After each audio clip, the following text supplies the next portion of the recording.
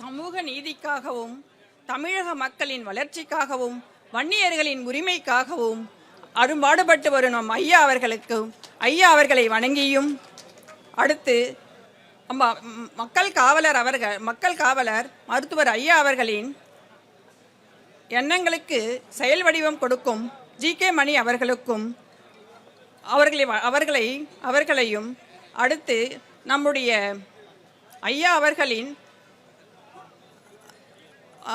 கட்டளையை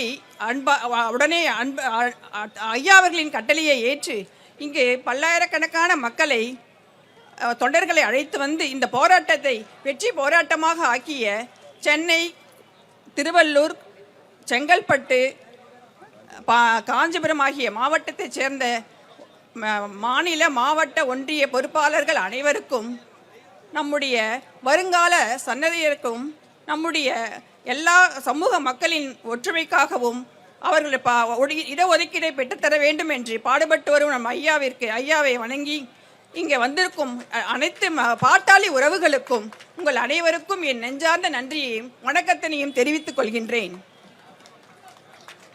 நம் ஐயா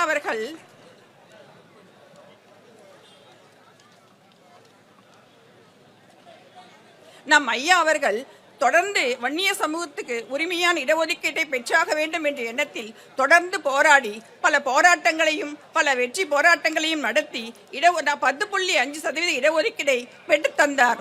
ஆனால் அந்த தனி இடஒதுக்கீடு நமக்கு சில நயவஞ்சகர்களால் நம்மை முடக்கி போட்டுள்ளது.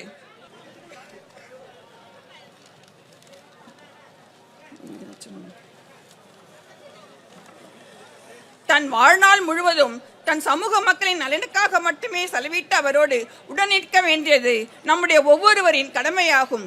ஐயா என்று ஒருவர் இல்லை என்றால் நாம் எல்லாம் யாருமே இல்லை. ஆகவே நம் ஐயாவே நம்முடைய ஒரே தலைவர் ஆவார்.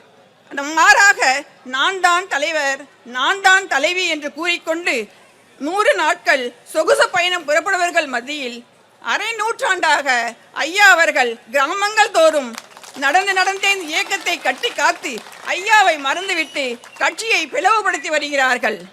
இவற்றையெல்லாம் முறியடிக்க ஐயாவின் கரத்தை வலுப்படுத்துவோ வேண்டும். அன்றைக்கு ஐயா கட்சியை உருவாக்கிய போது சீனிலேயே இல்லாதவர்கள் எல்லாம் இன்று நாங்களே கட்சி என்று சீன் போடுகிறார்கள்.